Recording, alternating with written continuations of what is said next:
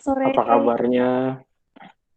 Kita sudah di hari puasa yang kesekian ini kayaknya ya. 15 apa ke 16. Ya, selamat sore 16 semuanya. ini. Salam kenal. Terima kasih buat moderator Hera yang sudah memperkenalkan saya. Jadi hari ini sebetulnya lebih ke soal sharing ya karena uh, saya merasa juga saya bukan narasumber yang hebat sekali dalam bidang kesehatan lingkungan itu ini, tapi mudah-mudahan kita bisa berbagi informasi dan berbagi pengetahuan lah selama kegiatan ini. Ya, eh, langsung saja saya perkenalkan diri. Saya biasa dipanggil Rahman. Saat ini saya juga bekerja sebagai ahli kesehatan lingkungan sekaligus mengelola NGO Sahabat Bumi Indonesia yang berdomisili di Samarinda, Kalimantan Timur. Kita saat ini sedang mengadakan series webinar yang bertemakan WASH, Water, Hygiene, and Sanitation. Kalau teman-teman 2 minggu yang lalu ada yang ikut, kita mengangkat soal water dan agriculture seperti itu. Untuk hari ini kita akan membahas soal sanitasi. Saya coba tampilkan dulu PowerPoint yang saya sudah buat.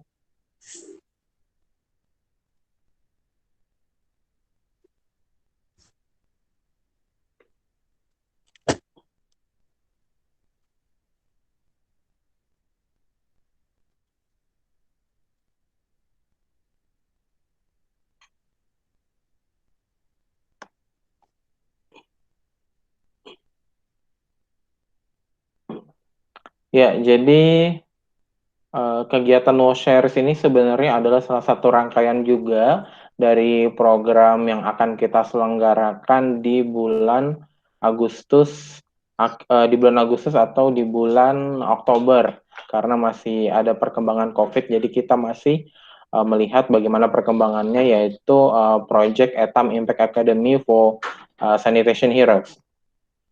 Nah, proyek ini muncul setelah kami mendapatkan hibah dari pemerintah Amerika Serikat tentang program inovasi dan kita mengajukan soal inovasi sanitasi yang berbasis WASH ya, Hygiene, Water, and Sanitation.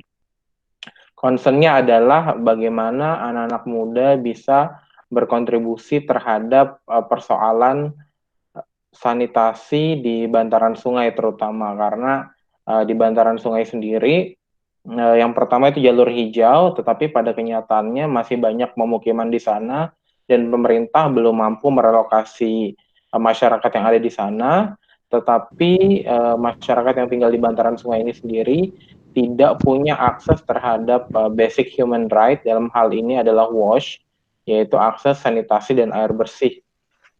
Seperti itu, oleh sebab itu kita mengadakan rangkaian webinar ini. Nah, webinar yang kedua ini temanya adalah tentang sanitasi dan dampaknya terhadap kesehatan manusia. Yang insya Allah nanti di pertemuan ketiga kita akan bicara soal sanitasi di challenging environment atau yang di daerah-daerah menantang seperti bantaran sungai dan daerah pesisir pantai seperti itu. Insya Allah untuk webinar yang ketiga narasumbernya dari Kambodia, itu 2 minggu dari hari ini. Tetapi untuk hari ini sebagai lanjutan dari webinar yang pertama, kita akan bicara soal sanitasi dan dampaknya terhadap manusia. Kalau bicara soal sanitasi, kadang-kadang kita punya perspektif yang berbeda-beda, perspektif yang tidak sama, pemahaman yang beragam seperti itu. Nah, untuk menyatukan pemahaman itu, saya sedikit uh, akan menunjukkan satu dua definisi mengenai sanitasi supaya kita berangkat dari perspektif yang sama seperti itu.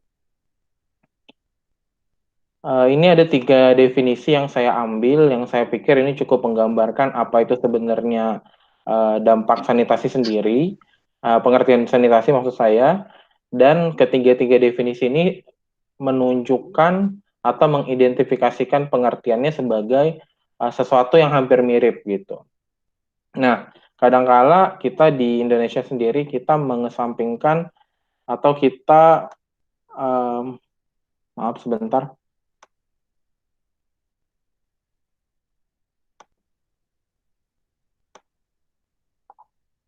Kita memperkecil makna dari sanitasi seperti itu. Sehingga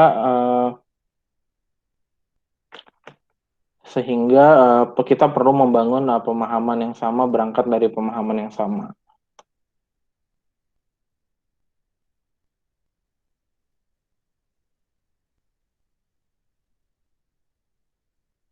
Sebentar.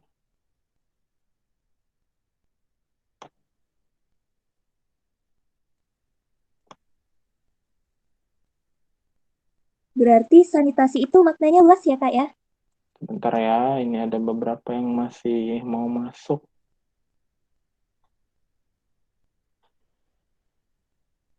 Oke, iya. Maknanya sebenarnya luas kalau kita lihat dari definisi yang saya tampilkan, tetapi ketiganya ini sebenarnya menunjukkan atau pemahaman sebenarnya kurang lebih saja. Saya lihat dari latar belakang peserta, beberapa ada yang punya latar belakang kesehatan lingkungan maupun teknik lingkungan ya. Nah, saya lanjutkan. Nah, kelihatan ya ini Hera slide-nya. Sip, Kak, Nah, kalau kelihatan. kita lihat dari tiga definisi yang saya angkat ini, dia ada yang dari Indonesia, yang dari WHO, sebetulnya semuanya hampir sama, yaitu bagaimana supaya faktor-faktor yang ada di lingkungan fisik ini tidak memberikan dampak negatif terhadap kesehatan atau derajat kesehatan manusia. Jadi, sangat luas sekali kalau kita bicara soal sanitasi itu, berarti faktor lingkungan yang punya dampak buruk terhadap kesehatan manusia sehingga perlu dikendalikan seperti itu. Nah, apa saja sanitasi yang akan kita bahas pada hari ini? Saya coba membatasi sanitasi yang kita akan bahas karena ini sangat luas sekali. Kalau teman-teman bisa melihat um, yang ada di sebelah kiri tentang sanitasi lingkungan, itu secara umum bisa digambarkan dalam 4 hal ini ya, dalam suplai air bersih, pengelolaan sampah padat, kemudian pengelolaan air hujan dan wastewater, serta ini pengelolaan wastewater, waste kotoran manusia dan sanitasi. Jadi secara umum sanitasi lingkungan ini mencakup keempat hal ini. Nah, sanitasi lingkungan ini kemudian penting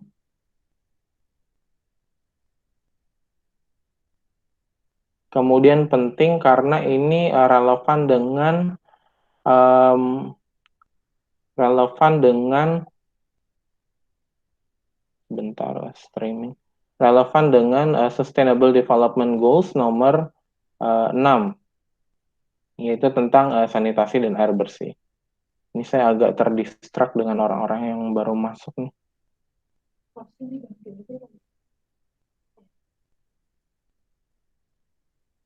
Oke,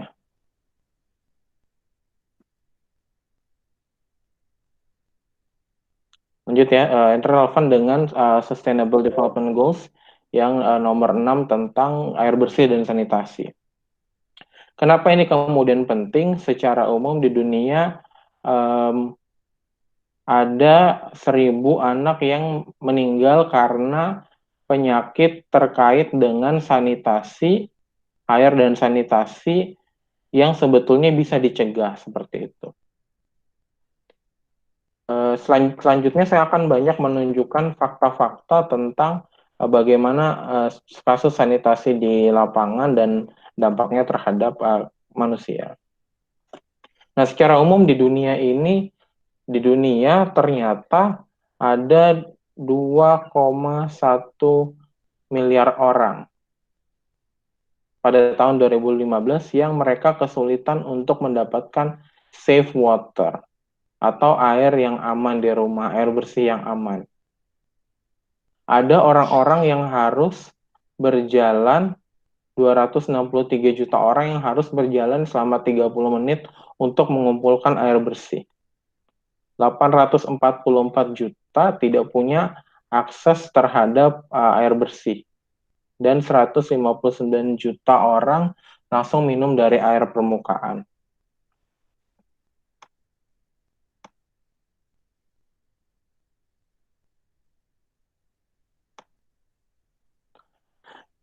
Ini yang terjadi, yang mungkin kalau kita di Indonesia ini kita tidak sadar bahwa ternyata hal ini terjadi tidak cuma di Indonesia, tapi juga terjadi di seluruh dunia. Atau mungkin kita melihat apa yang terjadi di dekat kita nggak terlalu parah, tapi pada kenyataannya yang terjadi di dunia separah ini, seperti itu.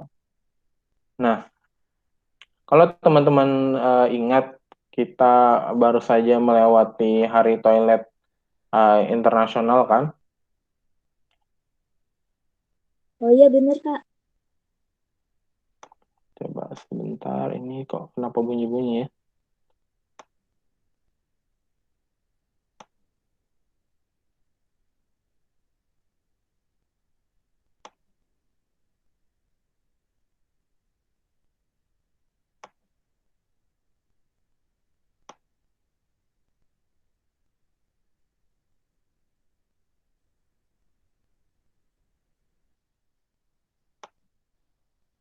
Ini memperlihatkan banyak fakta sebetulnya yang kurang diperbincangkan karena kurang populer.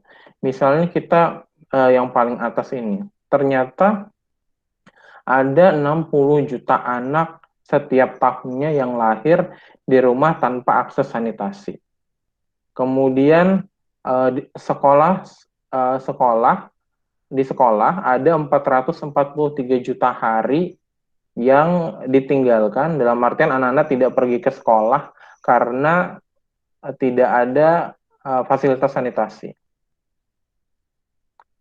Ada 500.000 anak setiap tahunnya meninggal karena unsafe water dan poor sanitation, yaitu sekitar 1.400 anak setiap harinya.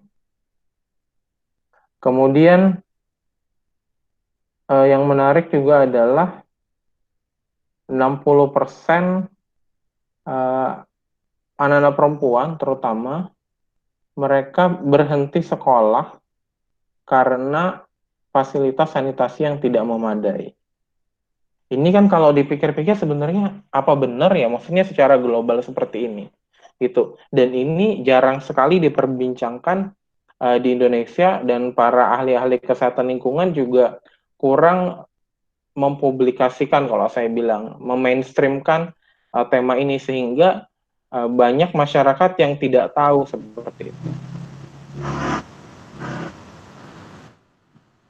Nah, secara global persoalan ini memang terjadi. Secara global persoalan ini terjadi di dunia, terutama di negara-negara berkembang.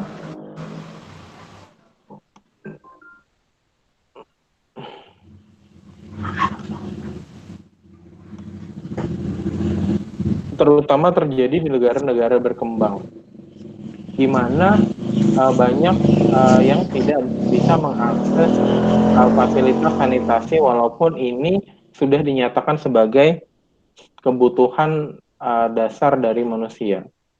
Misalnya seperti ini, 1 dari 4 anak di negara berkembang yang memiliki fasilitas sanitasi dengan sabun dan air di rumah. 1 dari 4 anak. Di Afrika misalnya hanya 14% dari populasi yang mempunyai fasilitas tersebut. Sementara di Asia Barat dan Afrika Utara 76% yang mempunyai. Di tahun 2015, UNICEF mendapatkan data bahwa ada 4,5 miliar orang di dunia ini yang tidak punya toilet di rumahnya. yang aman pengelolaan ekskretanya. Padahal populasi kita kan 7 miliar. Segitu besarnya masalah ini, segitu besarnya tantangan ini. Ada 2,3 miliar orang yang tidak punya basic sanitasi di rumah. Dan lebih dari 800 juta yang defecate, yang BAB sembarangan. Nah, pertanyaannya adalah bagaimana di Indonesia? Sebelum bicara soal apa yang terjadi di Indonesia, saya ingin kita menyamakan persepsi dulu bahwa sanitasi yang aman itu esensial untuk kesehatan dan juga pembangunan. Jadi tidak hanya untuk kesehatan. Makanya nanti pada bagian sesi akhir, sambil menuju bagian sesi akhir, kita akan melihat apa sih keterkaitan antara sanitasi ini selain dengan kesehatan.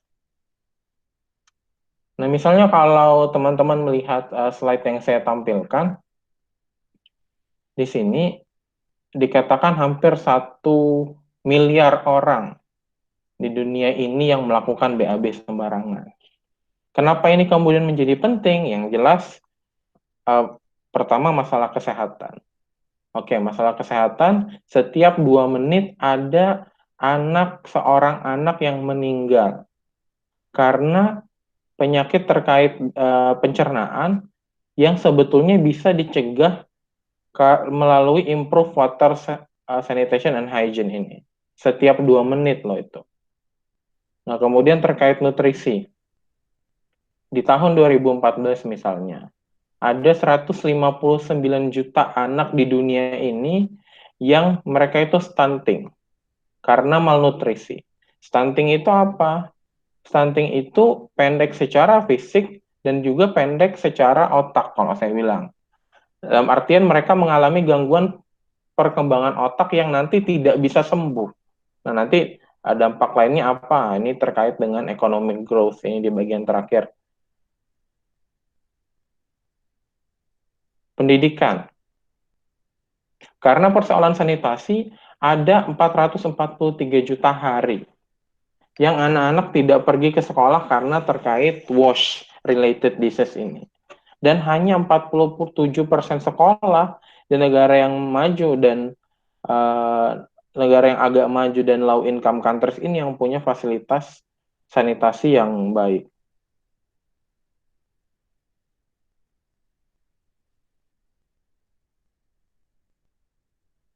Nah, bagaimana dengan dampak yang lainnya?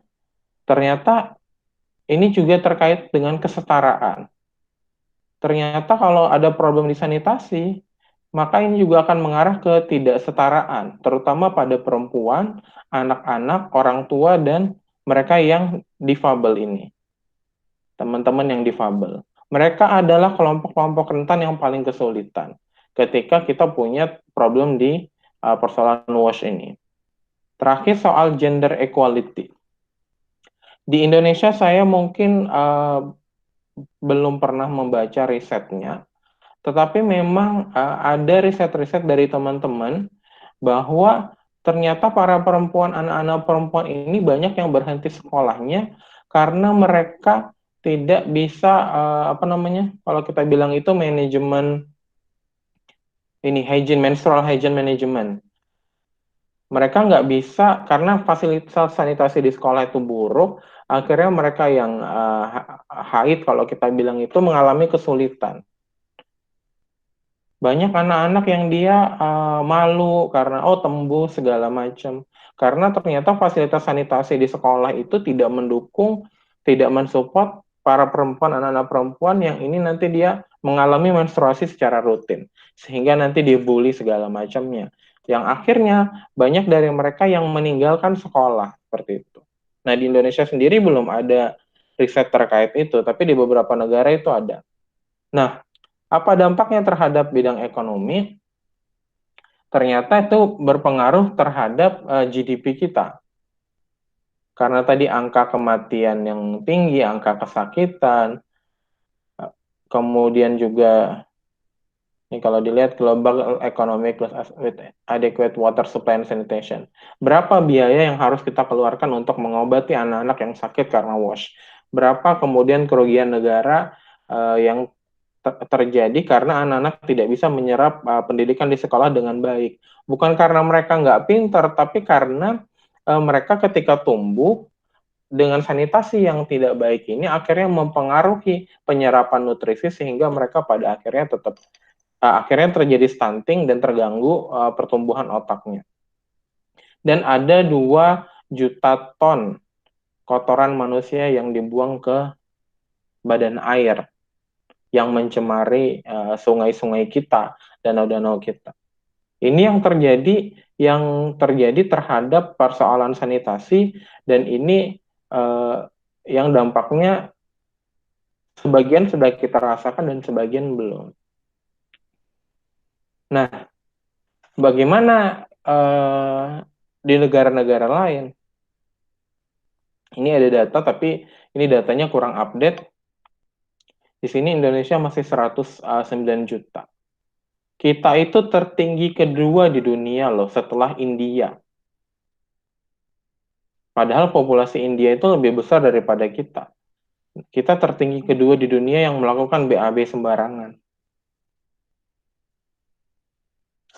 Nah, sekarang kita fokus dengan persoalan yang terjadi di Indonesia sendiri. Di Indonesia, seperti saya bilang tadi, ada 51 juta orang yang BAB-nya sembarangan. Di sungai, oke, mereka punya bangunan jamban yang bagus, tapi tidak punya septic tank lalu pergi ke sungai. Ada 100 juta orang yang tidak punya toilet pribadi dalam rumah. Dan ada 104.000 sekolah yang tidak memiliki toilet.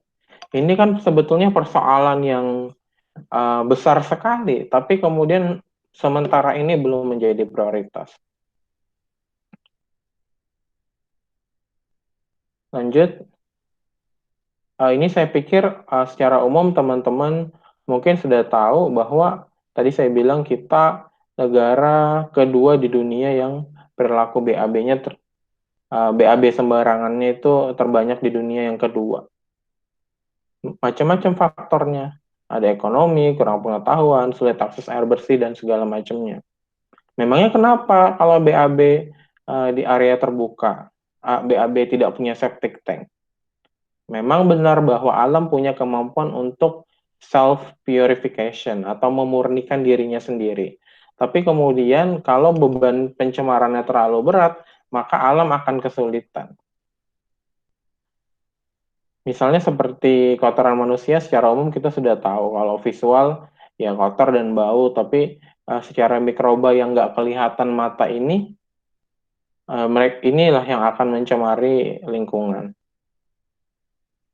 Nah, di Indonesia seperti apa? Ternyata di Indonesia 150.000 anak setiap tahunnya itu yang meninggal karena diare dan sanitasi yang buruk. 150.000 anak setiap hari. Berarti satu hari itu ada berapa yang meninggal hanya karena persoalan diare dan sanitasi ini. Nah, dan terkait stunting juga diestimasikan ada 9 juta. 9.000 apa 90.000, saya ini catatannya, yang anak-anak stunting. Dan stunting ini angkanya naik karena ada potensi 40% anak yang tinggal di rumah dengan sanitasi yang buruk, mereka akan berpotensi 40% lebih banyak daripada yang lain untuk menjadi anak-anak yang stunting. Jadi sebetulnya menyelesaikan persoalan stunting ini akan punya dampak domino yang banyak sekali. Dan kalau nggak diselesaikan, juga dampak dominonya itu banyak sekali. Misalnya seperti ini, di tahun 2019 angka prevalensi stunting itu naik, meningkat dari 37,2% turun dalam maksudnya. Tapi sangat sedikit sekali. Kita masih tertinggi di ASEAN untuk angka kematian ibu melahirkannya.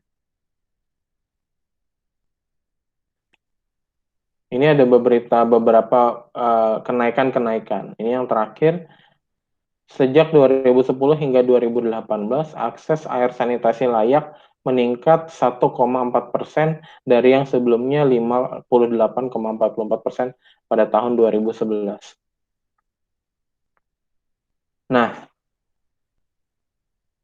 ini salah satu berita dari Republika menarik mengatakan bahwa sanitasi ternyata belum diprioritaskan di Indonesia. Kenapa begitu? Seperti sekolah, satu toilet masih dipakai 90 orang, kemudian 65% sekolah tadi toiletnya masih bergabung antara laki-laki perempuan, 12% anak di Indonesia 5-14 tahun itu mencuci tangan menggunakan sabun setelah buang air besar, 12% berarti 80%-nya belum. 14% anak mencuci tangan sebelum makan, 80%-nya belum. 35% anak menggunakan sabun setelah selesai makan, berarti 60%-nya belum. Nah, dampak domino inilah yang menarik untuk didiskusikan ketika kita bicara soal sanitasi seperti itu. Ini yang terakhir, persoalan ini ternyata nggak dihadapi kita saja, tetapi juga dihadapi oleh negara-negara lain, terutama negara-negara berkembang. Dan ternyata kita mengalami, kalau di sini dikatakan kerugian. Ini di tahun 2005.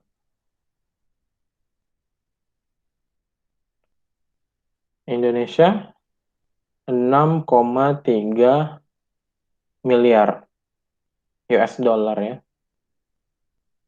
Dan persoalan ini memang tidak kita hadapi sendiri, tetapi juga dihadapi oleh banyak negara-negara berkembang di dunia.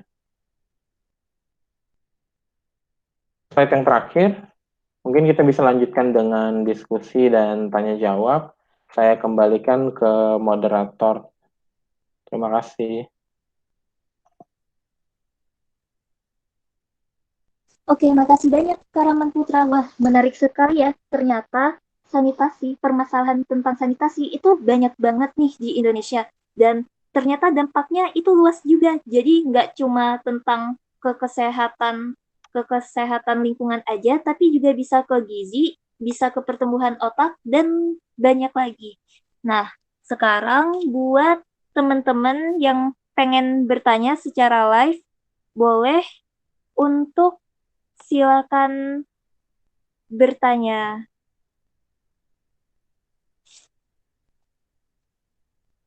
Oke, sambil kita menunggu untuk pertanyaan secara live, kebetulan sebelum acara ada beberapa pertanyaan nih, Kak.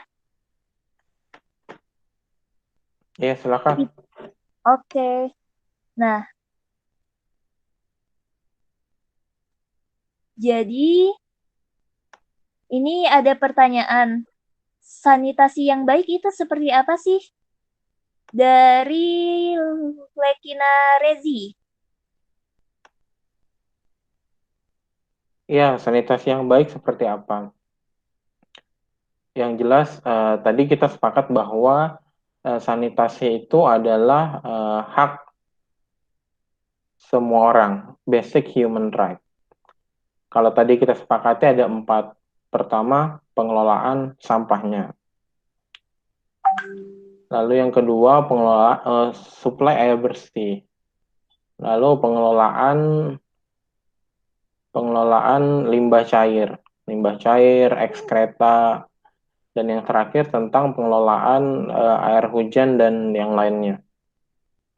Nah, sanitasi yang baik adalah ketika negara bisa mengcover semua kebutuhan ini. Contohnya, semua orang bisa mendapatkan akses air bersih yang aman. Berarti saluran pipa PDAM-nya.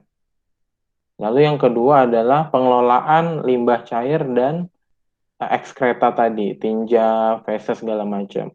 Nah, di Indonesia kita menggunakan sistem septic tank. Sementara di beberapa negara itu mereka menggunakan instalasi pengolahan air tinja atau air limbah yang bentuknya komunal satu kota. Saya ketika tahun lalu pergi ke Jerman, saya sempat mengunjungi wastewater treatment di sana. Jadi sebagian besar masyarakat kota pipanya terhubung ke sana. Jadi mereka tidak menggunakan sistem septic tank. Jadi air limbah dan tinja manusia, feses, segala macam, black water dan grey water ya. Kalau kita bilang semuanya terhubung di sana, diolah dulu, baru kemudian dibuang ke badan air. Seperti itu. Kalau sampah, yang pengelolaan sampah yang baik seperti apa? Yang jelas bukan open dumping, yang terbuka. Sistemnya sanitary landfill yang tertutup, yang aman.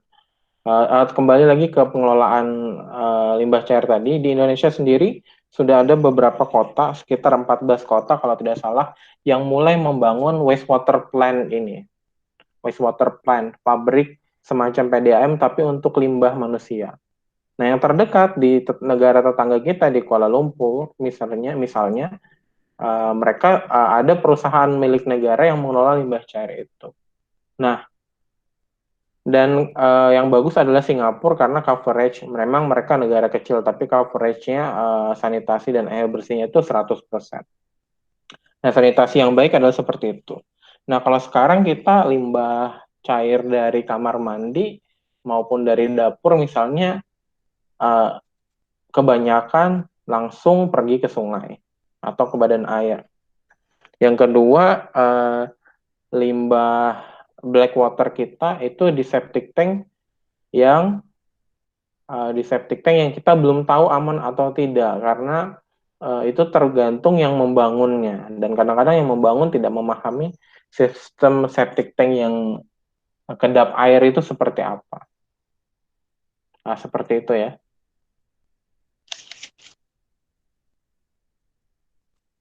Oh ya, oke. Jadi ternyata sanitasi yang baik itu mencakup 4 aspek di mana setiap orang bisa mendapatkan akses untuk 4 akses tersebut dengan baik ya Kak ya. Iya, betul sekali. Oh ya, oke.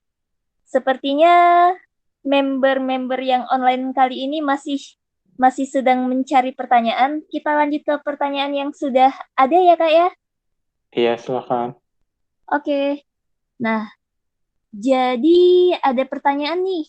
Bagaimana langkah-langkah menyadarkan masyarakat sih supaya masyarakat itu penting bahwa sanitasi sanitasi yang baik itu penting. Jadi mereka nggak mau buang air besar sembarangan, mereka rajin cuci tangan pakai sabun dan lain-lain. Itu gimana tuh, Kak? Oh, ini pertanyaan yang cukup sulit sebetulnya ya.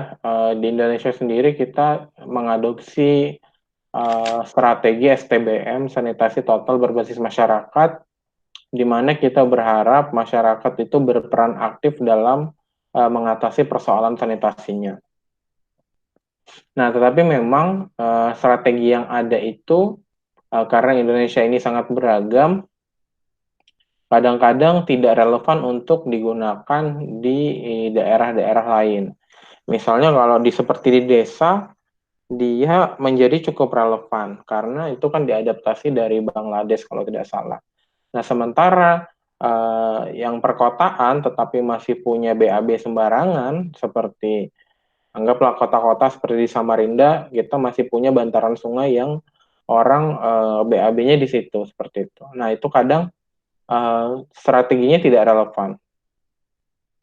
Bagaimana caranya? Saya juga nggak punya jawaban sebetulnya.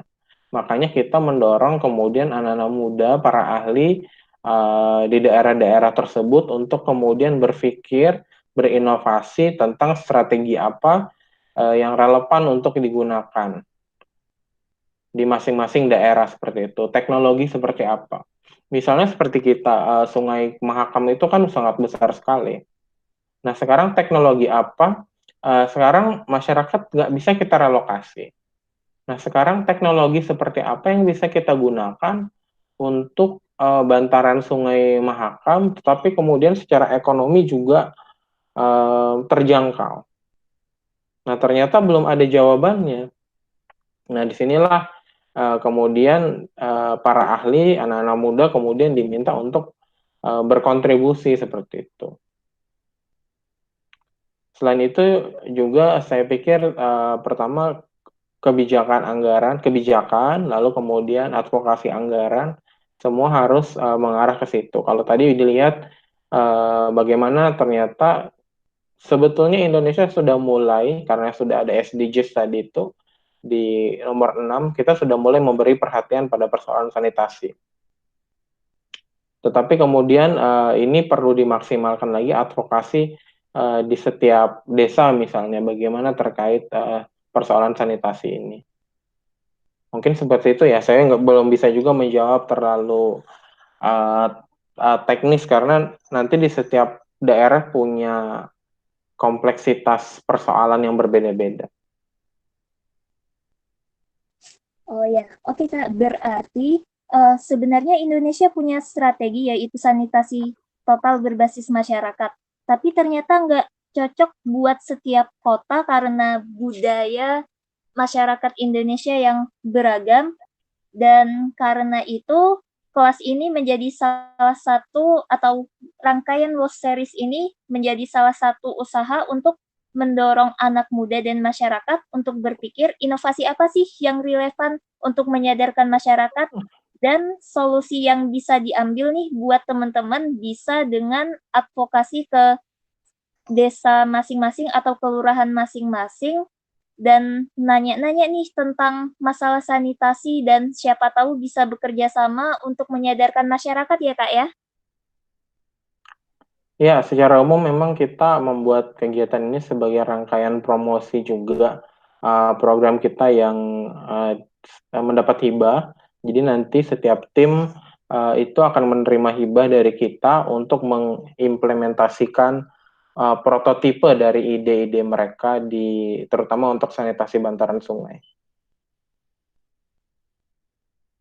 Wah, keren. Kesempatan bagus buat teman-teman yang ikut kelas online kali ini nih. Oke,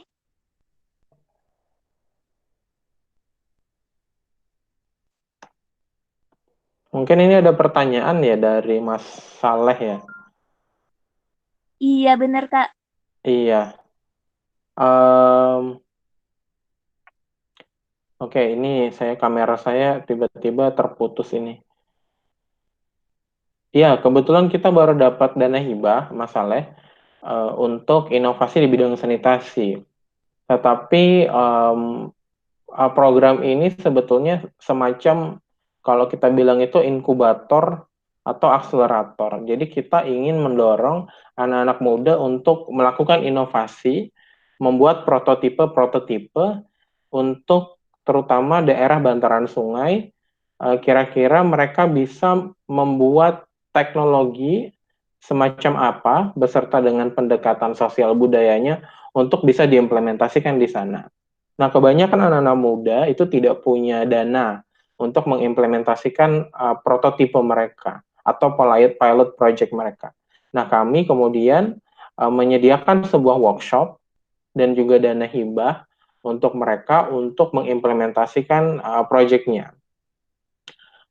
Kita juga akan mengundang beberapa narasumber, para ahli di bidang sanitasi untuk memperkaya dan mempertajam prototipe yang mereka buat seperti itu. Insya Allah kita punya 2 mentor nanti yang akan datang langsung dari Amerika, kemudian ada satu anggota tim kita yang dari Kamboja dan satu dari Malaysia beserta dengan para ahli lokal yang ada di Kalimantan Timur. Kita akan undang bersama-sama untuk mempertajam pilot project yang akan dibuat oleh para anak muda ini. Jadi kita tidak direct kepada komunitasnya, tetapi kita kepada aktor-aktor anak muda yang kita harapkan berkontribusi terhadap persoalan sanitasi, terutama sanitasi di bantaran sungai seperti itu. Wah, keren-keren. Berarti untuk berpartisipasi nih dalam kegiatan itu nggak perlu itu ya, Kak. Nggak perlu harus bawa nama komunitas ya, Kak ya. Bisa dengan Uh, kita bikin tim dengan teman-teman yang kita pikir enak buat diajak kerjasama.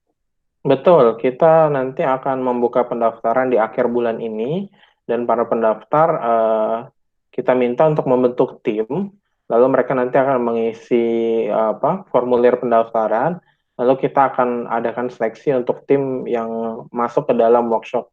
Jadi kita ingin anak-anak muda untuk berkreativitas terhadap persoalan inovasi sanitasi ini, karena pemerintah ini sebenarnya butuh bantuan. Mereka butuh inovasi dari masyarakat, dari anak-anak muda, apa yang sekiranya bisa diimplementasikan, karena ini kan stuck nih saat ini. Bantaran sungai tidak bisa direlokasi, kemudian penggunaan anggaran untuk bantaran sungai kesulitan, dan masyarakat di sana tidak punya akses terhadap sanitasi dasar ini. Oleh sebab itu kami ingin mempertemukan benang merahnya. Memang ini karena memang juga kami dana dan waktunya terbatas, kita tidak bisa sampai advokasi ke kebijakan. Nah, sebetulnya kalau saya melihat harus ada kolaborasi antara kebijakan dan teknologinya. Karena teknologi tanpa disupport oleh kebijakan yang baik juga akan sia-sia sebenarnya, seperti itu. Mungkin itu untuk pengembangan selanjutnya seperti itu. Oh ya, oke, baik Kak. Nah, ada nih yang ingin bertanya secara live. Namanya Kak Nur Alisa. Kita persilahkan ya ke Kak Nur Alisa. Oke, silahkan Kak. Untuk tanya secara live.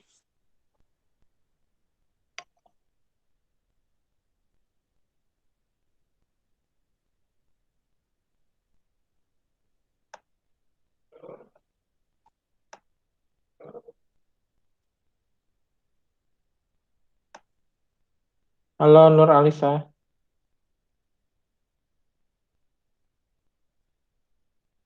Halo Kak Nur Alisa. Halo, Ya, oke. ini perkenalan dulu nggak sih, Kak? Silahkan. Boleh. Baik, Assalamualaikum warahmatullahi wabarakatuh dan selamat sore. Perkenalkan nama saya Nur Alisa. Saya masih pelajar, Kak. Tepatnya di SMK Medika Wah, Samarinda, jurusan keperawatan. keren-keren. Saya punya pertanyaan nih, Oke, Kak. silahkan. Kan kita tahu nih, selama wabah COVID-19, Mm-mm. banyak sekali di tempat-tempat umum, khususnya kayak minimarket, pasar, menyediakan tempat cuci tangan. Terus itu mereka kan pakainya beramai-ramai nih, Kak. Pertanyaan saya, apakah itu efektif penggunaannya dan apakah bagus? Apalagi ini juga ada salah satu petendar teman saya yang sering ditanyakan sama saya, apakah penyemprotan disinfektan itu kepada para biasanya kalau di tempat saya ini kan ada penyemprotan disinfektan gitu Kak, kalau misalnya masuk desa, apakah itu tidak membahayakan bagi tubuhnya dan pernapasannya? Mungkin itu saja pertanyaan saya dan terima kasih. Oke, terima kasih Kak Nur Alisa. Ya, Oke sama-sama. Kak, Ya Kak langsung Rahman. ya. Mm-mm. Iya, Untuk tempat cuci tangan tadi, sebetulnya yang kita cegah adalah tempat cuci tangannya sudah bagus ya. Yang kita cegah sebetulnya reinfeksi atau kontaminasi silang sih. Misalnya begini, kita di tempat itu ada cuci tangan, sabun, dan kerannya. Nah, seringkali di sana tidak ada tisu ya. Nah, jadi ketika cuci tangan, kita kan pasti menghidupkan keran air. Lalu kemudian mencuci tangan kita dengan sabun. Nah, yang harus dihindari adalah sebenarnya pada bagian terakhir, kita kan mesti menutup keran lagi nih. Iya, Kak. Nah, itu yang sebetulnya cara yang benar adalah kalau kami di sanitasi sebetulnya tangan ini dikeringkan dulu dengan tisu, baru tisunya yang tadi dipakai untuk memutar kerannya seperti itu. Nah, yang paling bagus kan sebenarnya adalah yang sensor, yang digital, yang tidak perlu dipegang pakai tangan atau yang diinjak airnya mengalir. Tapi kan kadang sulit. Jadi tadi tisunya, tapi kadang tidak ada tisu Kak, bagaimana? Nah, kalau tidak ada tisu, mau tidak mau kan kita nutup keran menggunakan siku. Seperti itu. Kalau terpaksa sekali pakai siku, nanti sikunya tinggal disemprot dengan hand sanitizer atau dipakaikan hand sanitizer. Nah, kalau untuk desinfektan, ini tadi pertanyaannya apakah aman ya disemprotkan? Iya Kak, apakah aman? Ini desinfektan itu kan bahan kimia. Ada yang peruntukannya sebetulnya adalah untuk benda, tetapi ada yang bisa digunakan di manusia. Nah, di manusia pun sebetulnya tetap menghindari area mukosa. Jadi daerah muka, mulut, hidung, mata itu adalah area yang harus dihindari dari penyemprotan desinfektan sebetulnya. Nah, jadi memang walaupun desinfektannya berbahan yang aman untuk manusia, tetap dianjuran pakainya itu menghindari area-area mukosa ini gitu. Dan tidak bersentuhan langsung dengan kulit seperti itu. Makanya paling bagus sebetulnya adalah kalau memang dari luar rumah itu sampai di rumah cuci tangan, cuci kaki, lalu kemudian cepat bajunya direndam, mandi seperti itu. Cukup ya, ini ada dari Mas Saleh kembali. Iya Mas Saleh, saya tahun 2017 saya saya terpilih sebagai salah satu peserta YSEALI, Young Southeast Asian Leaders Initiative. Itu adalah program yang diinisiasi oleh Barack Obama, presiden waktu itu, untuk memberikan kesempatan kepada anak-anak muda di Asia Tenggara untuk belajar ke Amerika selama 5 minggu. Nah, saya sendiri waktu itu temanya adalah tema lingkungan. Saya kemudian mendapat kesempatan training di East West Center di Hawaii. Jadi programnya ada 5 minggu, short course, uh, short course. Kita belajar tentang beberapa macam tema lingkungan. Kemarin saya di Hawaii, kemudian di San Francisco, terakhir kita pergi ke Washington DC, lalu presentasi di Kementerian Luar Negeri Amerika tentang proyek yang mau kita laksanakan ketika kita pulang. Kita sebagai alumni dari program pertukaran ini punya kesempatan untuk mendapatkan hibah dari pemerintah Amerika seperti itu. Tapi hibah ini adalah hibah yang ketiga yang saya dapat. Hibah yang pertama dan kedua dari East West Center, lembaga training saya ketika di Hawaii. Yang ketiga ini langsung dari Kementerian Luar Negeri yang dikelola oleh Cultural Vistas. Ini nama programnya adalah YSEALI Seed for the Future Program. Ini anak muda berumur 18 sampai 35 tahun, seluruh Asia Tenggara boleh mendaftar untuk program hibah ini. Jadi tidak untuk alumni saja kalau program hibah yang ketiga ini. Jadi silahkan nanti teman-teman silahkan buka website YSEALI, nanti pilih YSEALI Seed for Future Program Grant. Nah, itu adalah hibah sampai $15.000 atau 250 juta ya, kurang lebihnya. Wah, oke. Berarti ternyata untuk mendapatkan hibah dari Kedutaan Besar Amerika Serikat itu diawali dengan mendaftar ke salah satu program yang namanya YSEALI dan dari Kedutaan Besar Amerika Serikat ya, Kak ya? Ya, YSEALI Seed for Future Program itu untuk anak muda se-Asia Tenggara usia 18 sampai 35 tahun. Oh ya, oke. Kalau gitu kita lanjut ke pertanyaan selanjutnya. Ini nih Kak, ada yang bertanya, gimana sih caranya buat ngatasi sanitasi di tempat hunian yang ilegal? Nah, ini menarik pertanyaannya karena memang ini adalah persoalan yang kompleks. Dan memang yang kami angkat pada proyek kali ini adalah tempat yang ilegal tanda kutip ya.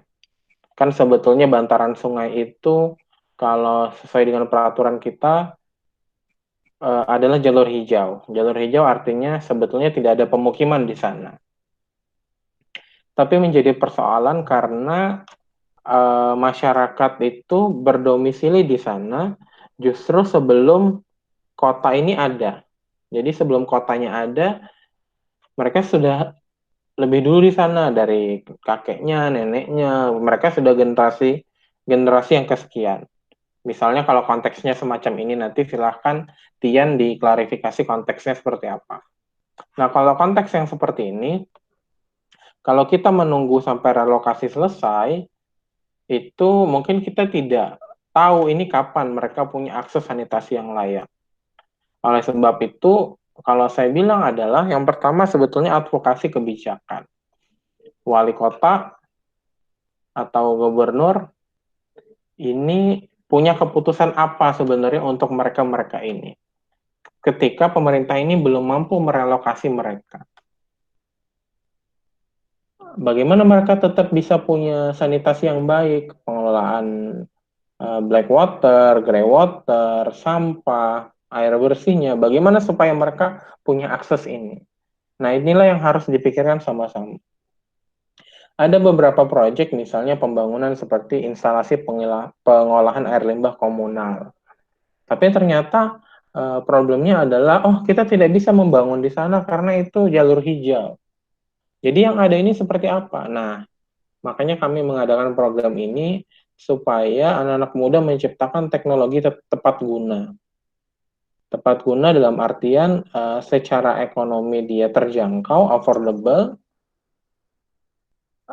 kemudian dia bisa mengurangi cemaran yang dihasilkan, dua, dan yang ketiga ada pendekatan sosial budayanya supaya masyarakat mau menggunakan itu.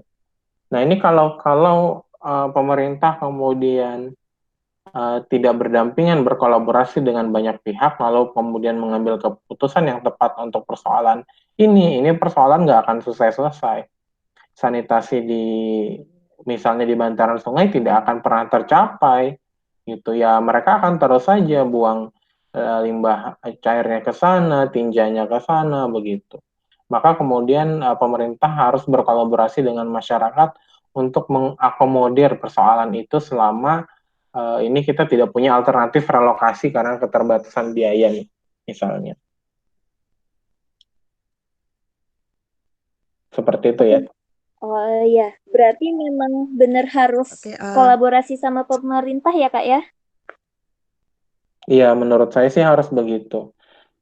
Teknologi juga tanpa support dari kebijakan public policy yang tepat juga nggak akan maksimal.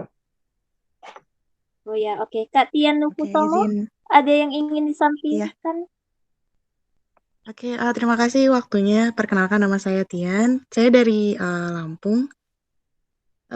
Saya sedikit tertarik tentang hal tersebut. Memang di sini tuh permasalahannya adalah masalah pemerintahnya itu sendiri. Jadi kendala kami tuh adalah ya salah satunya adalah ya pemerintah itu sendiri. Jadi memang agak sulit untuk berdampingan dengan pihak yang ingin mengatasi hal sanitasi tersebut. Nah, masyarakatnya pun sebenarnya ingin sekali menciptakan sanitasi yang baik untuk mereka karena mereka menganggap bahwa mereka tuh layak untuk mendapatkan beberapa aspek sanitasi tersebut. Mungkin ya kalau saya melihat dari segi politik ya, jadi saya sudah berdampingan juga dengan beberapa pihak yang terkait daerah yang seperti Balitbang Novda juga. Di situ memang ada kaitannya dengan kebijakan sendiri dengan pihak pemerintah daerahnya. Jadi agak sulit untuk mengatasi sanitasi yang tersebut. Nah, tadi dari masalahnya itu adalah menciptakan teknologinya itu. Oke, kalau teknologi istilahnya bisa kita buat, tapi kalau misalnya kebijakannya itu sendiri tidak bisa berdampingan, ya tadi balik lagi ke seperti Mas Rahman ya, bilang agak sulit untuk mengatasi sanitasi tersebut. Jadi, ya apakah gimana ya cara mengatasinya itu gitu untuk mengatasi biar pemerintah tuh tahu kalau misalnya aspek tersebut tuh sebenarnya hak asasi manusia juga gitu walaupun mereka itu sebenarnya di bagian illegal housing gitulah seperti itu Mas. Jadi gimana ya kalau untuk membicarakan sanitasi ya di Ya, illegal daerah. hostingnya Mm-mm. di sana Gimana? illegal hostingnya kalau di sana konteksnya gimana ya? Jadi gini, illegal housing di sini tuh di daerah pesisir jadinya. Kan karena banyak laut, Mas. Jadi Hmm. banyak juga pendatang yang tinggalnya tuh di daerah pesisir karena di situ banyaknya nelayan-nelayan yang tinggal di situ. Nah, untuk mencari mata pencarian dengan lain selain nelayan. Nah, mereka ini memiliki masalah yang sanitasi tersebut. Terus dari pihak pemerintah sudah ada bantuan seperti mengatasi masalah sampah, ada bank sampah, namun bank sampahnya tidak terjalani lagi, malah bank sampahnya itu sekarang sudah jadi bengkel, istilahnya bengkel untuk pemulung-pemulung yang ada di sana gitu. Terusnya mereka juga sudah mengatasi bagian untuk sanitasi di Jamban, tapi apa ya, kalau sudah ada ya Indonesia yang mungkin kalau ada hal yang sudah ada pasti maintenance-nya yang tidak bisa untuk mereka lakukan. Berarti sumber daya manusianya lagi yang masalahnya di situ. Nah, kami dari pihak institusi juga ingin melakukan istilahnya pengabdian masyarakat di bagian pesisir tersebut gitu. Kami sudah memiliki banyak berbagai hal teknologi yang ingin diimplementasikan. Tapi yang masalahnya itu tadi adalah kebijakan dari si pemerintahnya ini istilahnya tutup mata gitu, tutup mata sebelah lah gitu. Ya udahlah itu karena illegal hosting, jadi itu bukan bagian dari kebijakan mereka karena mereka pun tinggal di sana tidak ada istilahnya legalitasannya gitu Mas. Kompleks sih memang masalah ini. Jadi seperti apa gitu untuk masalah saya pribadi adalah seorang apa namanya pendidik yang juga peneliti di sini, jadi agak pusing juga untuk memikirkan sanitasi lingkungan yang seperti itu gitu Mas.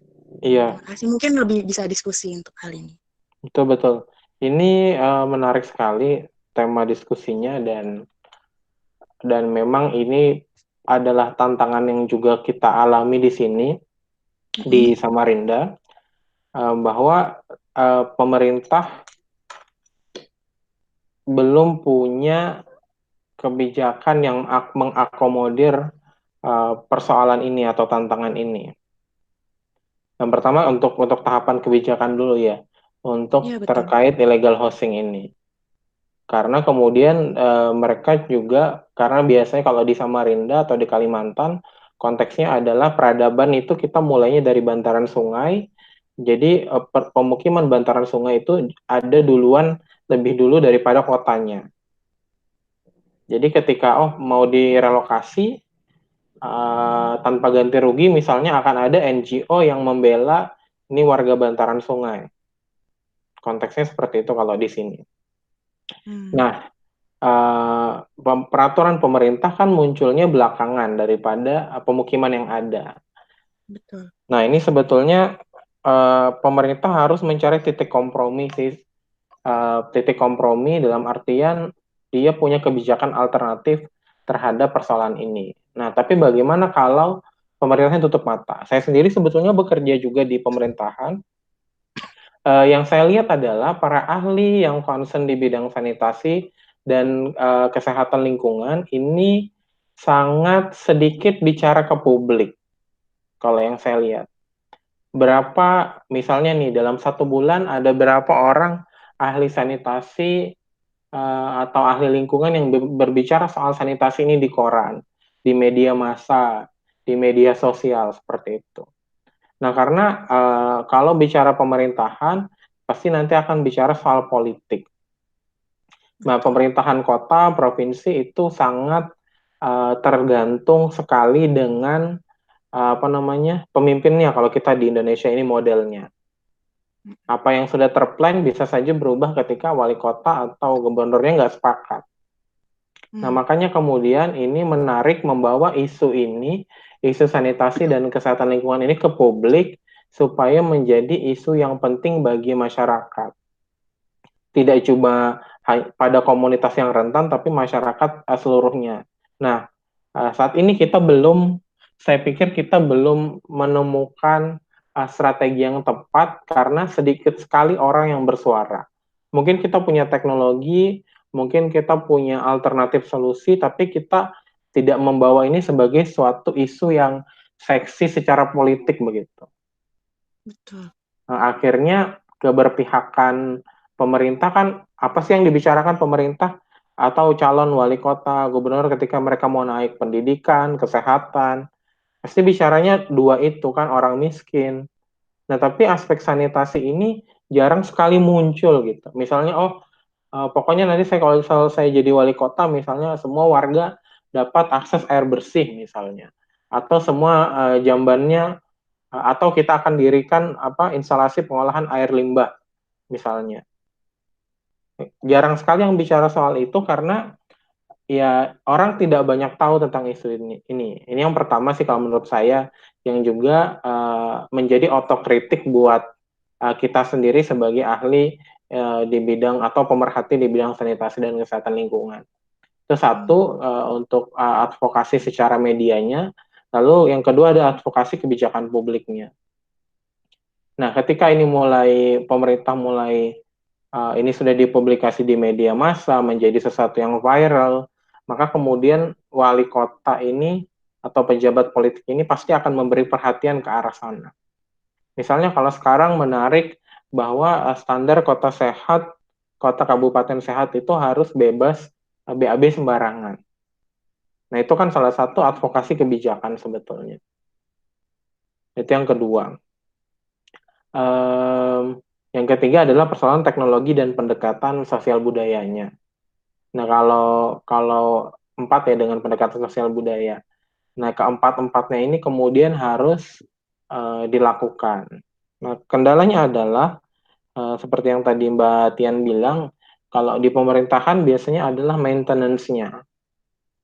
Nah, betul, ini evaluasinya, keberlanjutannya gitu biasanya sangat terbatas gitu, karena memang kualitas sumber daya manusia, 2 ekosistem dalam pemerintahan sendiri seperti itu. 3 kadang-kadang karena tupoksi tenaga terbatas, tapi tupoksinya terlalu banyak.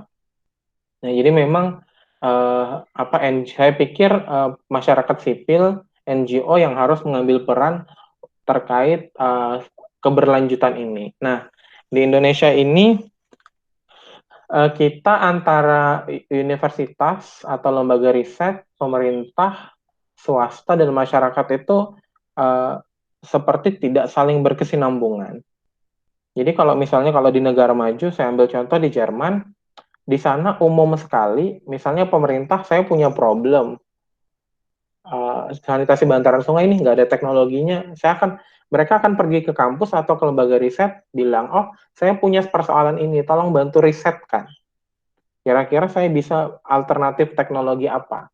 Atau mereka bisa pergi ke social scientist, bilang pendekatan budaya seperti apa? Karena kan kita memang karena beda-beda pulau ini kulturnya sangat berbeda sekali. Nah, di sana itu konsepnya itu seperti itu.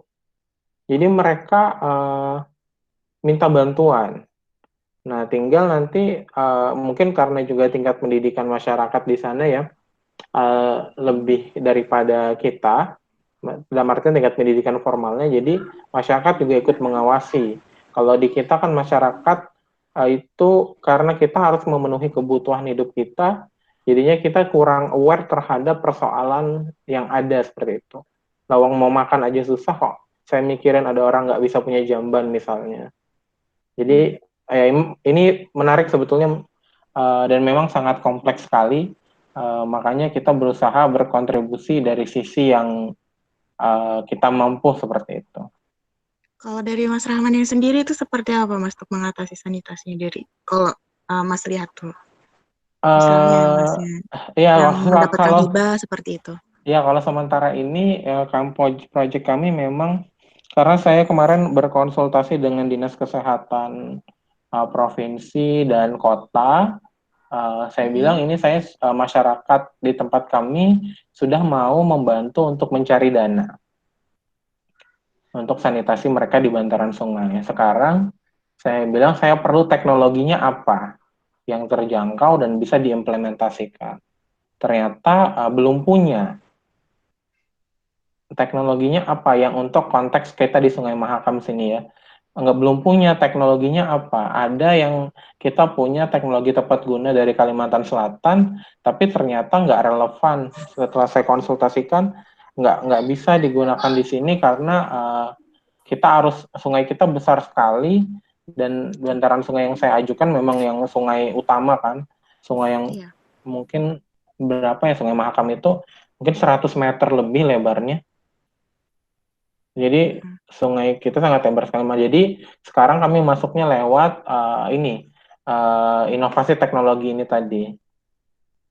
Jadi memang harus, saya pikir ini harus temanya harus dibahas secara spesifik sih, diurai satu persatu persoalan sanitasi ini. Mungkin nanti kalau webinar 2 minggu ke depan kita bicara soal sanitasi di daerah-daerah ini, challenging environments. Kebetulan narasumbernya dari Kambodia, nanti bahasa Inggris tapi ada translatornya. Kebetulan nanti saya yang akan mendampingi untuk menjadi translatornya. Nanti kebetulan narasumber kita itu punya beberapa pengalaman juga di Eropa dan di negara berkembang seperti itu. Mungkin nanti silahkan Mbak Tian di tema-tema spesifik apa yang mau diajukan untuk didiskusikan itu dimasukkan di form evaluasi kami. Oke. Ya. Iya, Nanti akan ada di WhatsApp grup kan ya untuk form evaluasinya? iya nanti kita share juga. Oke, terima kasih. Ya. Oke, wah ternyata permasalahan sanitasi dan caranya untuk mengatasinya perlu dibahas secara spesifik ya, Kak. Dan untuk mengetahui lebih lanjut bisa mengikuti kelas seri selanjutnya.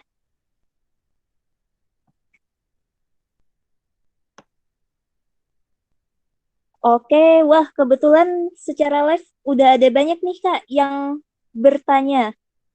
Oke, kita mulai dengan Suwandi Muhammad. Jadi pengen nanya nih, gimana langkah konkret ke depannya untuk mengatasi permasalahan sanitasi di Indonesia, terutama yang jangkau langsung ke masyarakat. Nah, gimana tuh Kak? Iya, mungkin nyambung juga dengan pertanyaannya Siska ini ya, sepertinya yang Mm-mm. pertanyaannya Suwandi. Iya,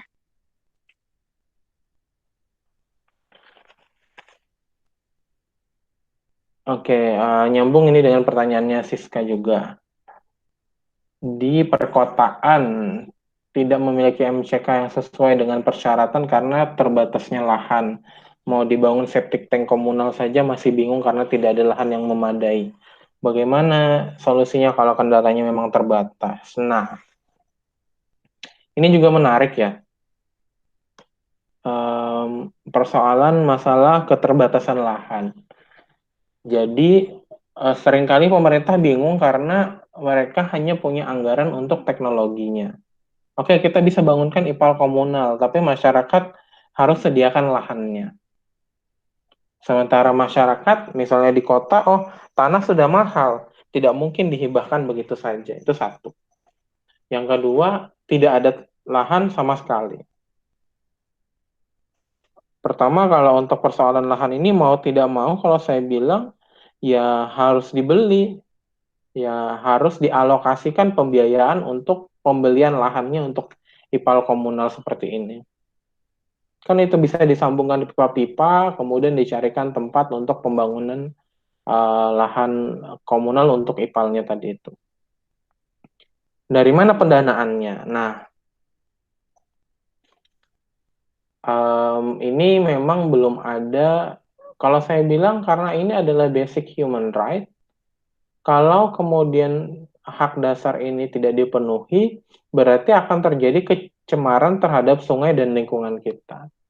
Nah, pemerintah ini kan mengelola dana dari pajak dari masyarakat.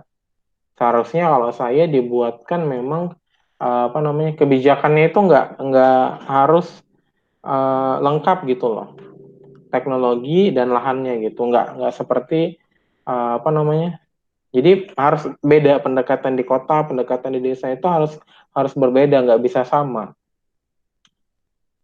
Bagaimana mungkin kita mau membangun teknologinya kalau tidak ada lahannya? Uh, Sementara lahan itu harus dibeli. Nah, ini kemudian kolaborasi antara satu, pemerintah harus memikirkan alternatif situnya, dua di masyarakatnya. Karena memang Karena memang teknologinya tidak akan bisa dibangun kalau tidak ada lahannya. Jadi, nah kebijakan itu yang belum, kalau saya bilang itu belum lengkap lah seperti itu. Lalu lanjut ini dari Fitri, ini menarik ya, di desa-desa sudah dilakukan proses jambanisasi. Untuk yang mau membangun perumahan harus ada IPAL. IPAL komunal yang harus dibuat untuk mengelola limbahnya dan memang dilakukan secara bertahap. Nah, ini menarik ini Fitri, ini dari daerah mana ya? Ya memang harus ada kebijakan publiknya. Misalnya sekarang perumahan. Oke, perumahan. Limbah cair perumahan yang sekian banyak itu gimana? Apakah hanya keselokan lalu pergi ke sungai? Ataukah setiap rumah dibikinkan sumur resapan? Ataukah dibikinkan IPAL? Terus limbah black waternya, feses segala macam itu gimana? Apakah mau bikin model septic tank? Atau mau pengelolaan limbah tinja secara komunal? Silahkan dipilih. Tapi memang kebijakannya dan implementasi kebijakan itu harus ke arah sana. Kalau teknologinya tidak ada, tinggal datang ke universitas, tinggal datang ke lembaga riset, minta bantuan. Seperti itu sih. Apalagi sekarang juga banyak sekali NGO-NGO besar yang memperhatikan isu sanitasi ini ya dari luar negeri misalnya itu sudah cukup banyak NGO-NGO yang fokus kepada isu wash, water, hygiene, and sanitation. Dan ini juga tidak hanya persoalan teknologi saja. Kalau kita lihat sejarah dulu pemerintah itu sudah punya program pembangunan jamban. Tapi pembangunan jamban yang tidak dibarengi dengan pendekatan sosial budaya yang tepat itu juga nggak akan maksimal. Akhirnya jamban-jamban itu berakhir menjadi gudang, tidak terpakai karena tidak ada yang membersihkan segala macamnya. Jadi memang social scientist atau para ahli-ahli di bidang sosial juga berkontribusi banyak ya. Kita sekarang zamannya tidak lagi seperti dulu, natural scientist itu lebih atas. Ini harus berkolaborasi karena apa namanya, tanpa kedua pendekatan teknologi dan pendekatan sosial ini maka nggak akan ada artinya gitu. Misalnya bagaimana implementasi kebijakan publik, bagaimana evaluasinya, bagaimana pendekatan yang tepat, bagaimana seharusnya peraturan yang kebijakan yang tepat dibangun berdasarkan kondisi sosial budaya di sini. Itu kan teman-teman social scientist yang punya kemampuan di bidang itu. Nah, makanya kami kemudian membuat program ini supaya dibuat tim yang beragam. Kami mendorong untuk peserta mendaftar dalam tim yang beragam sehingga akan banyak perspektif. Tidak hanya perspektif dari engineer misalnya, tetapi juga perspektif teman-teman dari sosial, budaya, manajemen, dan lain sebagainya. Oh, dari Madiun ya, menarik sekali itu. Sebagai tambahan juga di Malang, di kota Malang, wali kotanya sangat concern sekali terhadap isu sanitasi, makanya mereka bisa meraih stop BAB sembarangannya dalam waktu hanya 2 tahun. Nah, disinilah peran-peran politik itu tadi, pendekatan politik tadi mesti dilakukan. Nah, ini yang saya pikir juga kurang mendapat perhatian yang banyak dari para ahli sanitasi dan kesehatan lingkungan ya, terutama bagaimana pendekatan-pendekatan sosial ini, pendekatan politik, pendekatan public policy ini bisa dimaksimalkan untuk meningkatkan implementasi teknologi dan apa yang sudah ada seperti itu. Oke, berarti pendekatan atau strateginya untuk mengatasi permasalahannya itu seperti mencoba untuk membuat teknologi tepat guna, kemudian mencoba untuk melakukan pendekatan sosial budaya yang tepat, dan berdiskusi dengan pemerintah supaya ada kebijakan yang mendukung dengan teknologi yang diajukan ya Kak ya? Iya, betul sekali. Oh ya, oke. Jadi kita masih nunggu nih pertanyaan secara live. Kita sambil membahas pertanyaan yang sudah ada sebelum kelas ini dimulai ya Kak ya? Iya, silakan. Oke. Nah, jadi ada pertanyaan nih. Gimana sih cara jaga kebersihan jika kita ada di tengah-tengah kerumunan orang, terus kita lupa nih untuk bawa alat kebersihan tangan misalkan, atau pokoknya lupa membawa alat yang untuk menjaga keamanan kita lah, seperti hand sanitizer. Itu gimana tuh, Kak? Cepet pulang aja itu ke rumah berarti. Oh Ya iya nggak sih. bisa, fasilitas sanitasi itu penting. Heeh. Oh Jadi ya, memang tempat berarti umum harus punya fasilitas sanitasi. hmm, gitu. Oh, Iya, berarti makanya di sekolah tempat umum harus ada. oh iya, setuju tuh Kak. Berarti lebih baik jangan keluar kalau nggak aman ya Kak ya? Iya, apalagi kalau COVID ini kan. Kalau Iya. COVID ini lebih baik di rumah katanya. Oh ya, oke. Terus ada pertanyaan lagi nih Kak. Seberapa besar sih pengaruh pengetahuan masyarakat ke perilaku mereka terhadap sanitasi? Ini pertanyaannya menarik. Kebetulan saya juga bukan orang ahli di bidang ilmu perilaku ya. Jadi mungkin saya nggak bisa menjawab secara maksimal. Tapi setahu saya ada 9 aspek rasanya tingkatan dalam bagaimana pengetahuan itu bisa berproses sebagai tindakan. Seperti itu.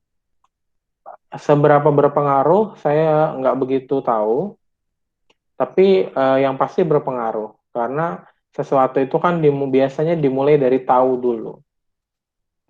Dari tahu kemudian nanti tahu lalu kemudian mau. Kalau sudah tahu dan mau itu nanti akan mudah untuk tindakannya seperti itu. Tapi kalau tahu tapi tidak mau itu juga susah. Tapi memang ini apa namanya banyak faktor juga yang mempengaruhi pengetahuan.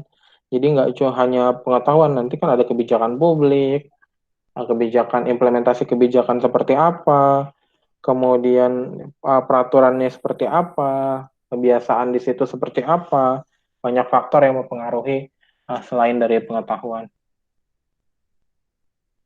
Oh ya, oke. Berarti sebenarnya kalau mereka tahu, terus mereka mau melakukan, dan ternyata mereka melakukan, itu juga dipengaruhi oleh banyak hal ya, Kak ya? Iya, satu lagi saya lupa tadi, tahu, mau, dan mampu. Kalau Oh iya. tahu, mau, tidak mampu, tinggal dimampukan. Tahu, mau, mampu kan mudah. Tapi kalau tahu, tidak mau itu berat.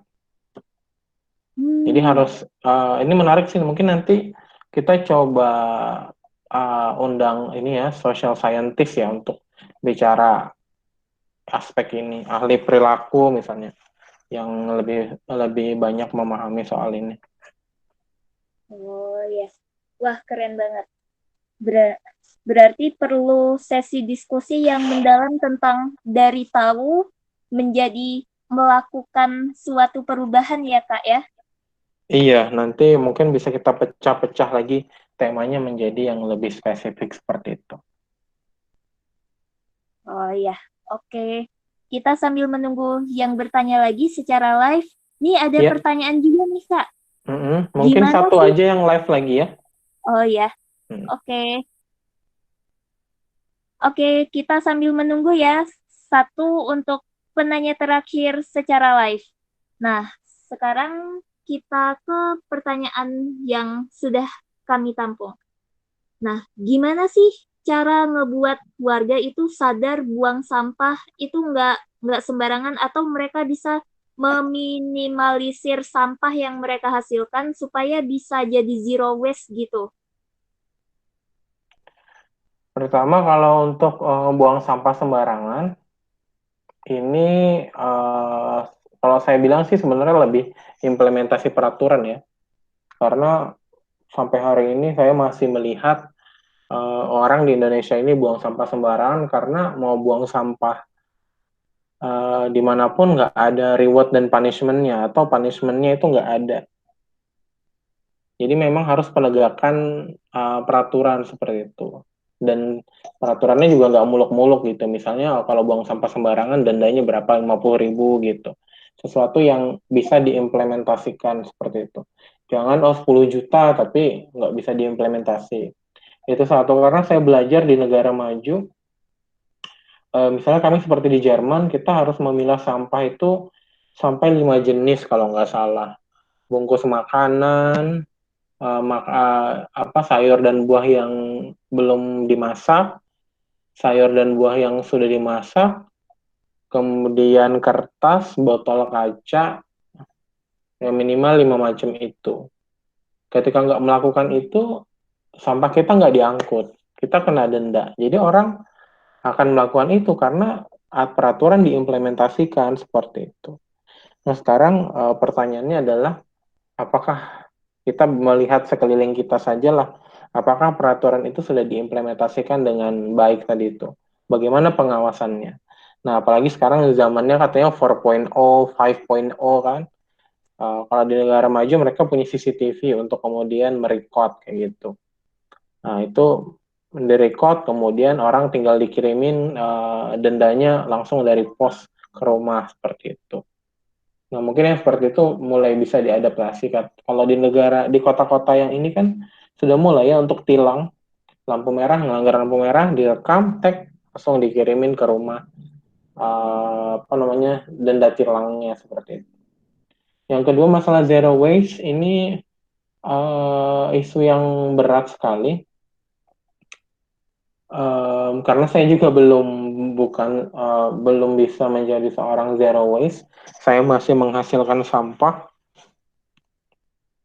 Saya pikir sebenarnya sih kita tidak mesti menjadi seorang zero waste ya, selama pengelolaan sampah itu memang baik kayak gitu.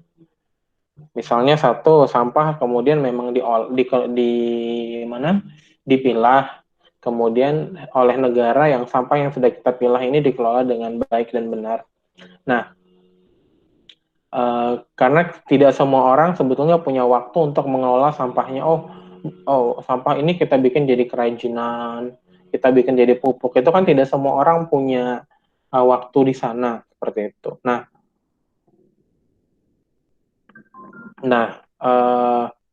ada dua hal. Yang pertama adalah satu, bagaimana kita sebagai masyarakat berkontribusi. Jadi kalau yang punya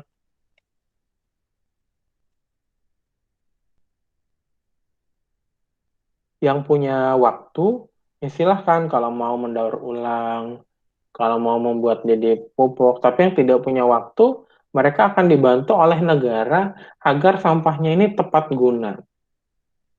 Masyarakat yang penting tugasnya sampai memilah selesai seperti itu. Kan di negara maju seperti itu. Sampah dipilah selesai, tinggal nanti yang mengelola sampah ini pemerintah mau diapakan, yang bisa dipilah, dibuat lagi, didaur ulang jadi sesuatu yang baru atau jadi energi. Waktu saya pergi ke Hawaii tahun 2017, kami pergi ke pembangkit listrik tenaga sampah. Nah, di Hawaii, di antara pembangkit listrik dari renewable energy atau energi terbarukan, pembangkit listrik tenaga sampah inilah yang mengcover paling banyak di antara pembangkit listrik yang renewable energy ya. Mereka bisa mengcover sampai 7% kebutuhan dari kota Honolulu waktu itu. Nah, sebetulnya begitu. Bagaimana pemerintah kemudian juga memikirkan alternatif pengelolaan sampah yang tepat. Kemudian ada juga yang kedua soal bank sampah ya.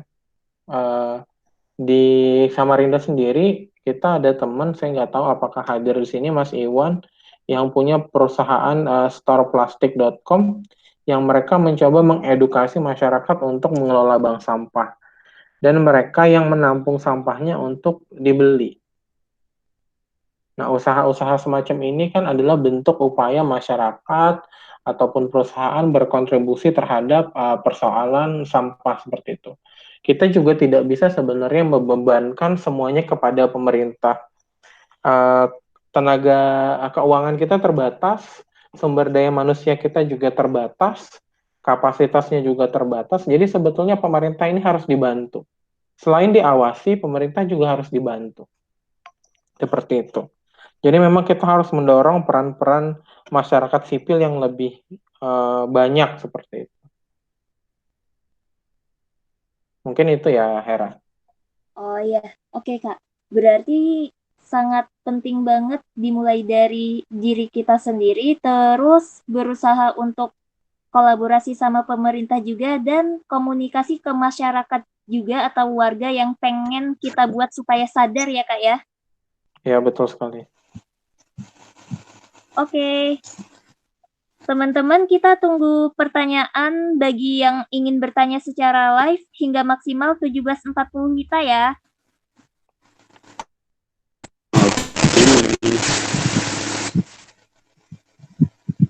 Kak Agung ingin bertanya?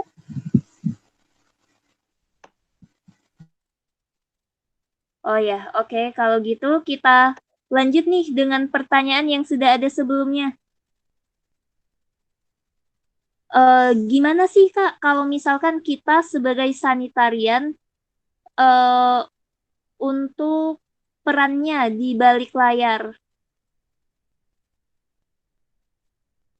Gimana? Boleh diulangi? Ya, jadi gimana sih sebagai sanitarian atau tenaga kesehatan lingkungan supaya apa yang mereka lakukan itu bisa diakui atau disadari dan disadari oleh masyarakat. Oh, jadi ternyata yang mereka ajarin itu penting karena mereka biasanya itu kerja di balik layar. Iya, saya pikir ini sama seperti ahli lingkungan yang lain ya. Ahli lingkungan, ahli kesehatan lingkungan, kita kan mengerjakan sesuatu yang dampaknya dirasakannya belakangan seperti itu. Sekarang bagaimana supaya orang aware terhadap apa yang sudah kita kerjakan atau yang mau kita kerjakan? Ini terkait sama Mbak Tian tadi itu. Soal bagaimana kita berbicara di publik. Suarakan begitu. Kalau tidak ada yang menyuarakan, maka apa yang kita kerjakan ini nggak akan pernah dianggap orang penting seperti itu. Makanya saya menarik untuk melihat misalnya hari ini berapa, atau pada konteks ini ahli sanitasi WASH ya, ahli kesehatan lingkungan, berapa yang bicara tadi saya bilang di media massa. Dalam 1 bulan ada nggak yang bersuara? Atau dalam 1 minggu ada nggak yang bersuara? Di media-media lokal, di TV lokal, koran, sosial media yang lain begitu. Kalau nggak ada yang berbicara, ya nggak akan ada yang tahu.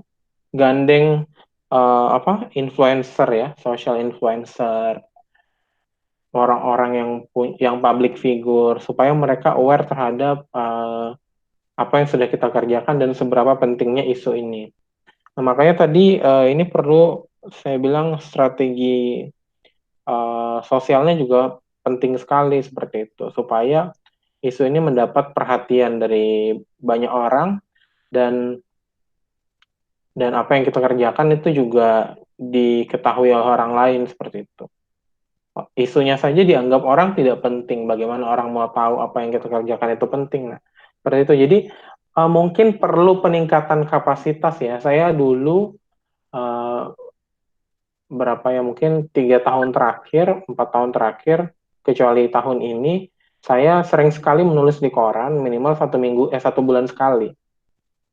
Setiap bulan saya usahakan atau 2 bulan sekali saya pasti menulis di koran.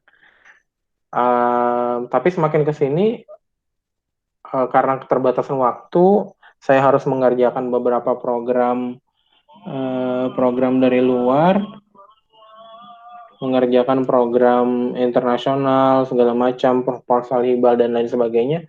Akhirnya waktu menulis saya terbagi-bagi seperti itu.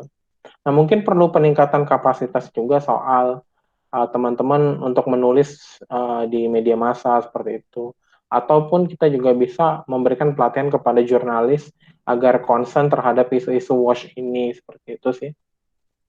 Oh ya, oke. Berarti caranya supaya masyarakat aware nih, sadar nih tentang, oh ternyata yang dilakuin para sanitarian itu penting Berarti para sanitarian itu perlu menyuarakan apa sih yang mereka kerjakan dan mengomunikasikannya ke publik melalui media lokal, dan mereka juga bisa gandeng public figure supaya lebih diterima oleh masyarakat yang lebih luas ya Kak ya. Mm-mm. Iya, Oh betul ya, sekali. oke. 1 menit lagi masih menunggu pertanyaan yang ingin ditanyakan secara live. Ini ada pertanyaan yang yang berhubungan dengan COVID-19 nih, Kak. Nah, jadi Mm-mm. pertanyaannya, apa sih kaitan antara sanitasi dengan pengaruh COVID-19 terhadap kesehatan manusia? Nah, gimana tuh, Kak? Apa pengaruh sanitasi terhadap COVID-19. COVID-19 dan kesehatan manusia? Ini menarik ya. Waktu COVID-19 ini orang beramai-ramai melakukan desinfeksi. Nah, desinfeksi ini sebetulnya adalah bagian dari sanitasi atau sanitasi tempat-tempat umum. Bagaimana kita menjamin tempat-tempat umum itu aman dari penularan penyakit. Nah, sebelum COVID-19 kita punya banyak sekali penyakit yang bisa menular begitu. Melalui misalnya di tempat umum itu ada TB ya, TBC, kemudian demam berdarah, malaria, apa namanya? Ini yang cacar itu eh, ya itu jadi banyak sekali penyakit-penyakit yang sebetulnya bisa ditularkan di tempat-tempat umum seperti itu. Nah, kebetulan saja COVID-19 ini adalah penyakit yang cepat karena bisa lewat droplet dan apa namanya penularannya cepat seperti itu. Padahal sebelumnya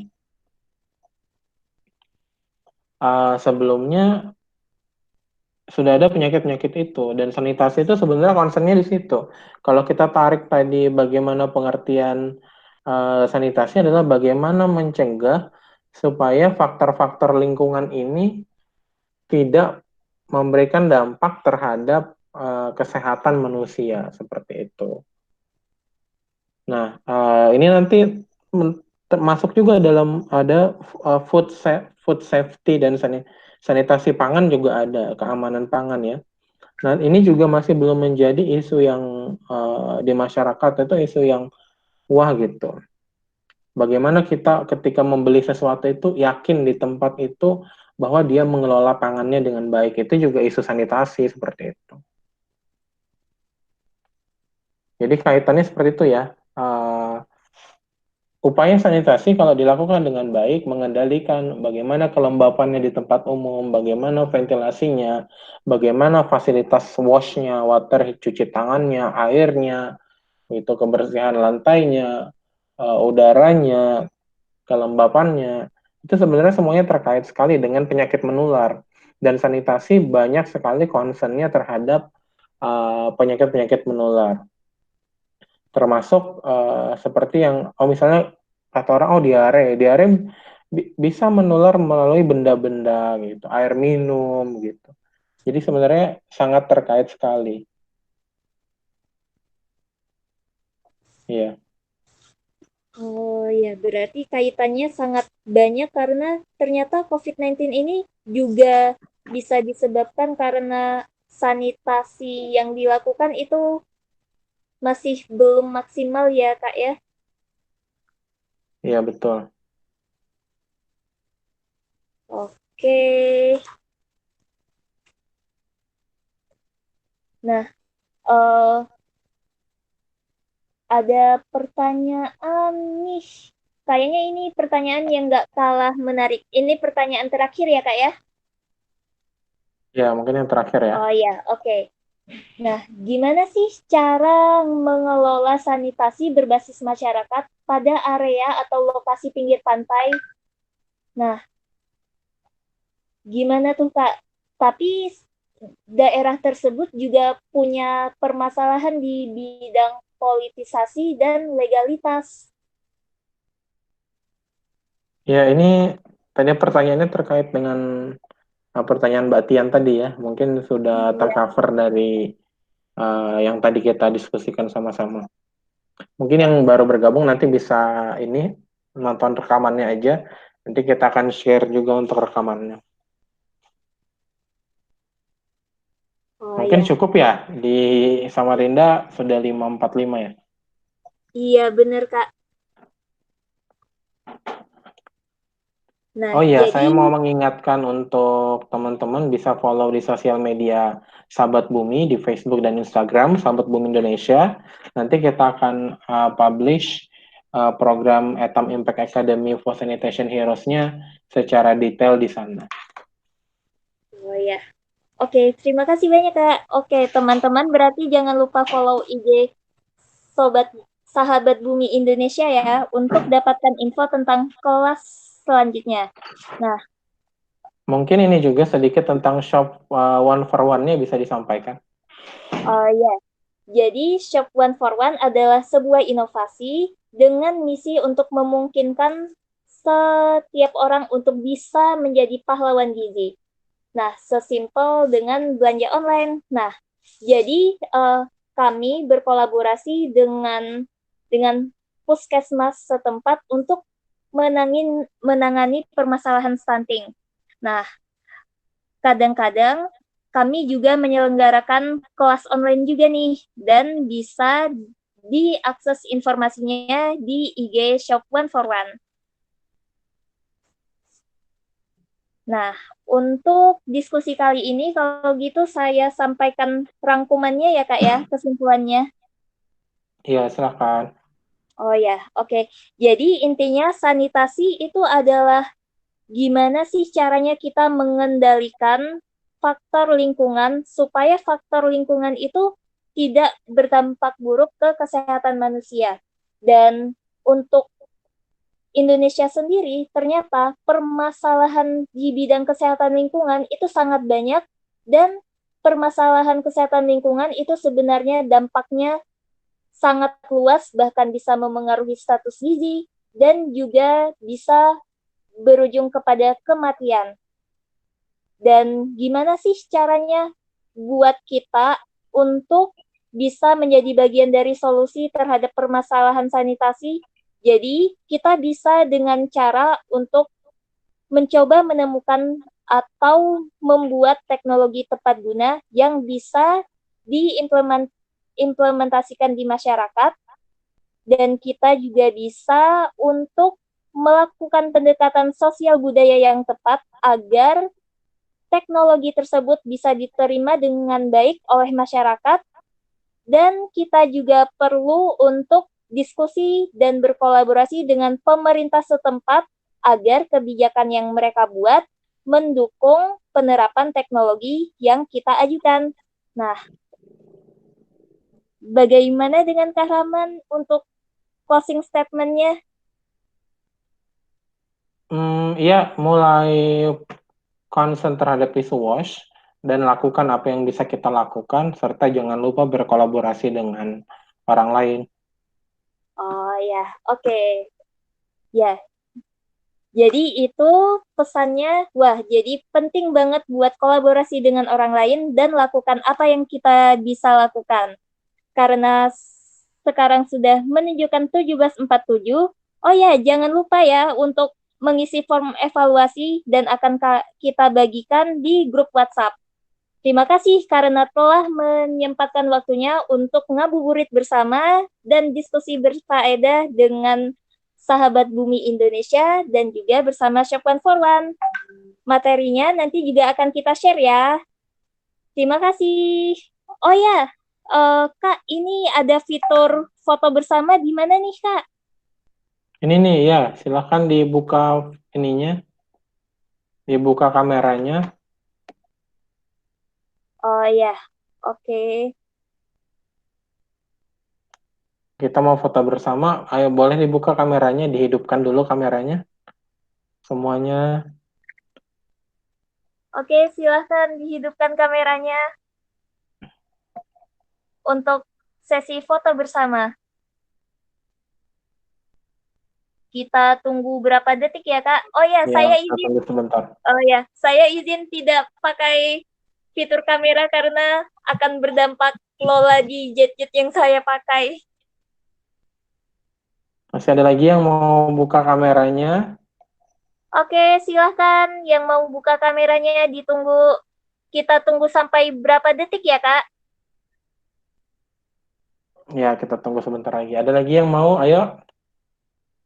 1, 2, 3.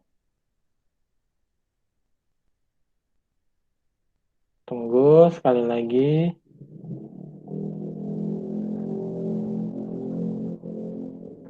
1, 2,